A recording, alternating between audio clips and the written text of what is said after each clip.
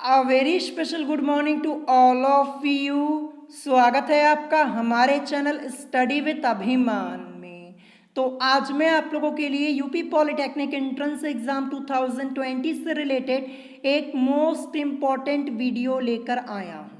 तो आज की वीडियो आप लोगों के लिए मोस्ट इम्पॉर्टेंट होने वाली है, क्योंकि आज की इस वीडियो में मैं आपको ये बताने वाला हूँ कि एंट्रेंस एग्जाम के दिन पेपर देते समय आपको टाइम कैसे मैनेज करना है, और इसके अलावा ये भी बताऊंगा कि पेपर में आपको कौन सा सब्जेक्ट पहले सॉल्व करना चाहिए, और इसके अलावा ये भी बताऊंगा कि एग्जाम पेपर में रफ वर्क आपको कहाँ करना है। ये मोस्ट इम्पॉर्टेंट टॉपिक है।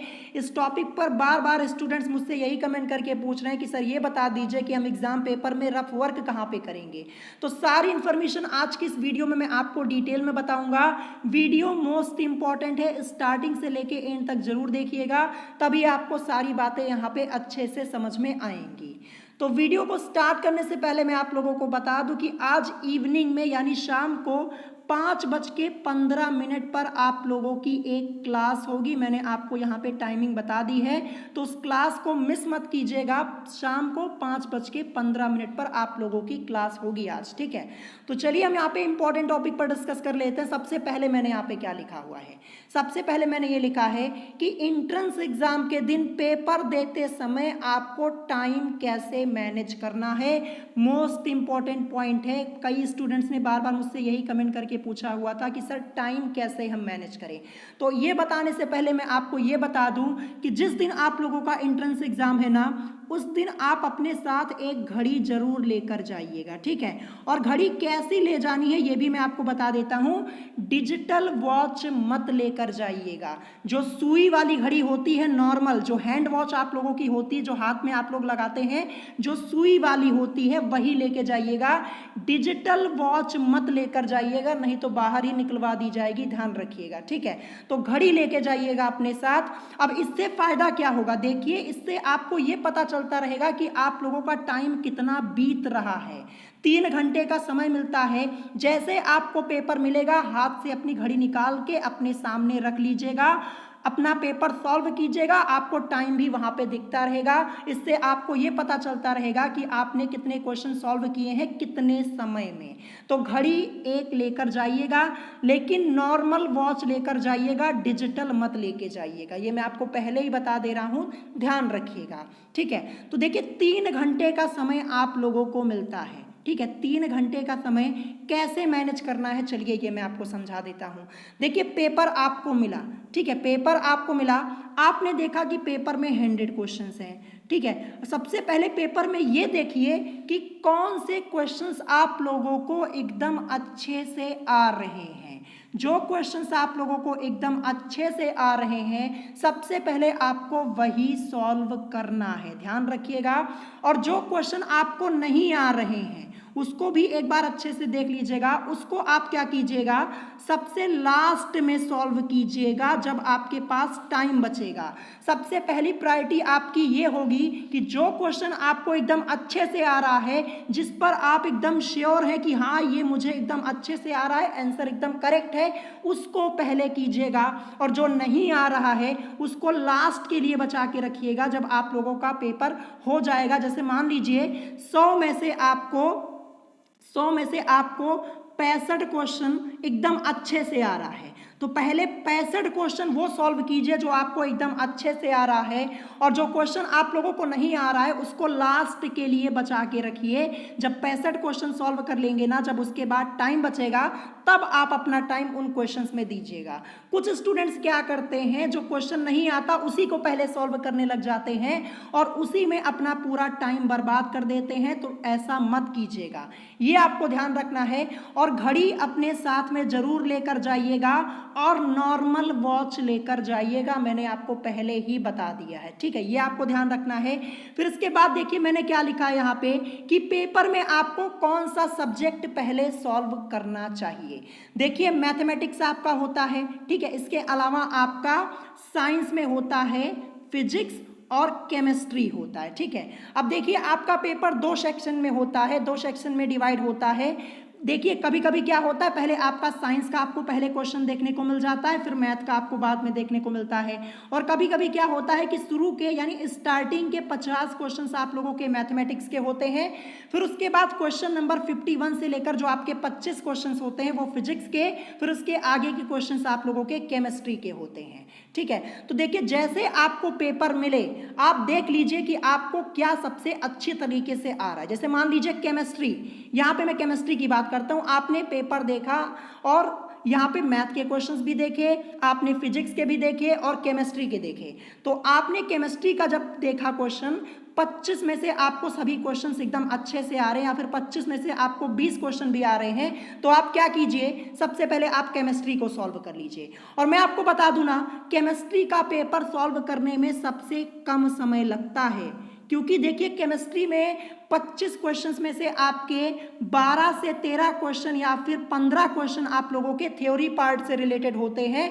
मतलब 15 क्वेश्चन आपको सॉल्व करने में ज़्यादा से ज़्यादा बहुत टाइम लगना होगा, तो 18 मिनट लगेगा बस। 18 मिनट के अंदर 15 क्वेश्चन आप लोग सॉल्व कर देंगे, क्योंकि थ्योरी पार्ट के होते हैं। और फिर जो आपके यहाँ पे जैसे मान लीजिए 15 क्वेश्चन थ्योरी पार्ट के हैं, तो आपके कितने क्वेश्चन बचेंगे, 9 क्वेश्चन आपके न्यूमेरिकल बचेंगे, या फिर मान लीजिए 13 हैं तो कितने बचेंगे, 11 न्यूमेरिकल बचेंगे। तो 11 न्यूमेरिकल सॉल्व करने में आपको कितना टाइम लगेगा, अगर बहुत ज़्यादा, अगर आप ज़्यादा 2 मिनट लगाते हैं एक न्यूमेरिकल सॉल्व करने के लिए, न्यूमेरिकल सॉल्व करने के लिए, तो आपके कितने जाएंगे, 22 मिनट जाएंगे। यानी 22 और प्लस 18 आप कर लीजिए। ठीक है, 22-18 करेंगे तो आपको क्या मिल जाएगा, यहाँ पे देखिए 40 मिनट, यानी 40 मिनट के अंदर पूरा केमिस्ट्री का पेपर आप सॉल्व कर सकते हैं। ठीक है, ऐसे।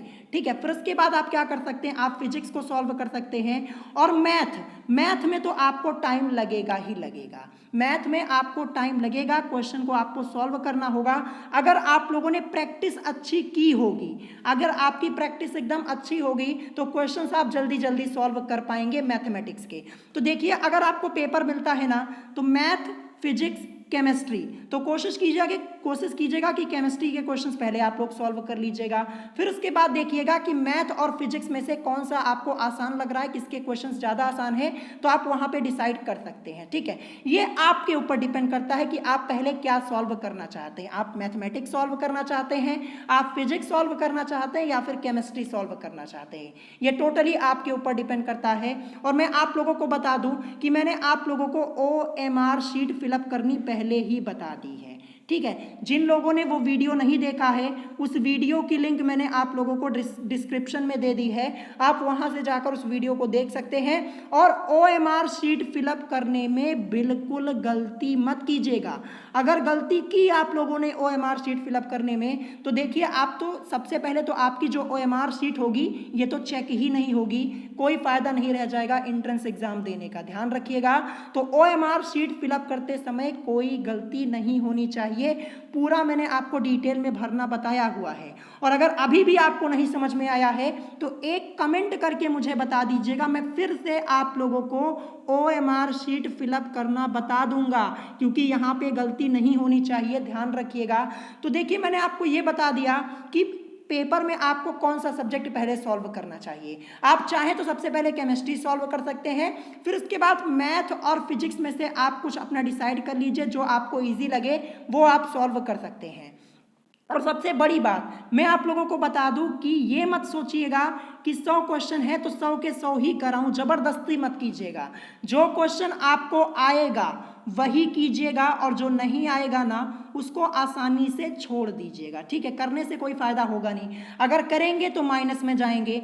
अगर आपको 100 में से, मैं आपको बता रहा हूं, अगर 100 क्वेश्चन में से अगर आपको 60 से 65 क्वेश्चन भी एकदम अच्छे से आ रहे हैं, तो इतना ही कर आइएगा, आप लोगों के लिए इनफ होगा।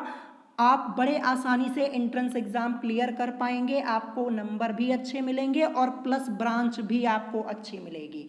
और अगर तुक्का लगाने जाएंगे ना तो आपका नुकसान ही नुकसान है, माइनस में जाएंगे, जो अच्छे नंबर मिलने वाले हैं वो खराब नंबर में बदल जाएंगे, ध्यान रखिएगा। ठीक है, फिर इसके बाद एक ये टॉपिक आया हुआ है जो कि बहुत सारे स्टूडेंट्स ने पूछा है कि एग्जाम पेपर में रफ वर्क कहाँ करें। तो देखिए इसके लिए आपको क्या करना है, अपने साथ में एक पेंसिल और एक रेजर लेकर जाना है जिसे आप लोग रबड़ भी बोलते हैं, ठीक है। तो पेंसिल और रबड़ अपने साथ में लेकर जाइएगा। क्यों लेके जाइएगा? क्योंकि रफ वर्क आपको पेंसिल से ही करना है। देखिए जो आपको पेपर मिलता है ना उसी में आपको रफ वर्क करना होता है। पीछे मात्र 2 पेज आपका खाली आपको मिलेगा, ओनली 2 पेजेस आपको मिलेंगे। और अगर आप उन 2 पेज में पेन से अपना रफ वर्क कर देंगे फिर उसके बाद आगे क्या करेंगे? आगे तो जगह ही नहीं मिलेगी, फिर रफ वर्क कहाँ करेंगे? तो पेन मत यूज कीजिएगा रफ वर्क के लिए। रफ वर्क के लिए आपको अपने साथ में पेंसिल और साथ में रेजर जरूर ले जाइएगा, यानी रबड़ जरूर लेके जाइएगा। देखिए जैसे मान लीजिए मैथ में आप क्वेश्चन सॉल्व कर रहे हैं, पहला क्वेश्चन आपने सॉल्व किया तो वहां पे पीछे ही तो सॉल्व करेंगे। जब पहला क्वेश्चन सॉल्व कर लीजिएगा, रफ वर्क कर लीजिएगा, तो जैसे पेंसिल से लिखेंगे, रेजर का यूज कीजिए, फिर उसको मिटा दीजिएगा, फिर उसके बाद दूसरा कर लीजिएगा। मतलब पेंसिल से करने में रफ वर्क आपका ये फायदा रहेगा कि आपको मात्र 2 पेज मिलता है, वो आपके पेज भी बचे रहेंगे और आप अपना पूरा रफ वर्क भी कर पाएंगे। तो ध्यान रखिएगा कि आपको जो रफ वर्क करना है वो पेंसिल से ही करना है। तो पेंसिल और एक रबड़ अपने साथ में जरूर लेके जाइएगा। और कल मैं आप लोगों को ये भी बता दूंगा कि आपको क्या क्या चीजें लेके जानी है, कौन सी पेन लेके जानी है, क्या डॉक्यूमेंट लेकर जाना है, सारी चीजें मैं कल की वीडियो में आप लोगों को बता दूंगा, आप उसकी टेंशन मत लीजिए। लेकिन रफ वर्क के बारे में मैंने आपको बता दिया है क्या करना है। पेंसिल और रबड़ लेकर जाइएगा और उसी से अपना रफ वर्क कीजिएगा, क्योंकि ज़्यादा अलग से वहाँ पे आपको कोई पेज नहीं दिया जाता है, उसी पेपर में ही आपको अपना रफ वर्क करना होता है, ठीक है। ये ध्यान रखिएगा।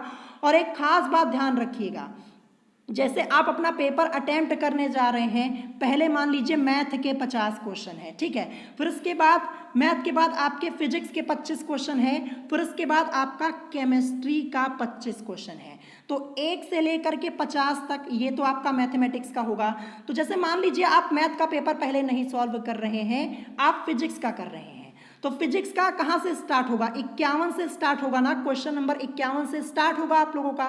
तो फिजिक्स का पहले सॉल्व कर रहे हैं, तो OMR शीट में आपको क्या करना है? अगर फिजिक्स पहले स्टार्ट कर रहे हैं और क्वेश्चन नंबर 51, प्रश्न संख्या 51 से आपके फिजिक्स के क्वेश्चन है, तो अगर आप 51 का आंसर करेंगे OMR शीट में तो आपको 51 नंबर वाले पर ही अपना आंसर वहां पे करना होगा। वहां पे जो सर्किल होता है उसको वहां पे कलर करना होगा, ध्यान रखिएगा।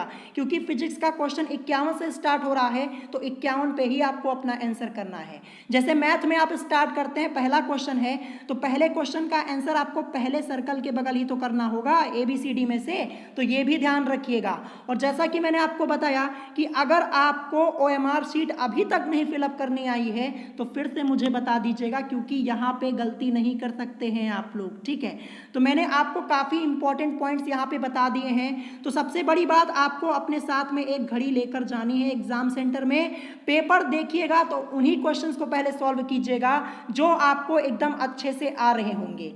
3 घंटे आपको ज़्यादा लग रहे हैं ना, ये ज़्यादा नहीं होते हैं। जब क्वेश्चन देखेंगे ना तो 3 घंटे ऐसे बीतेगा पता ही नहीं चलेगा, इतनी जल्दी समय बीतता है ना।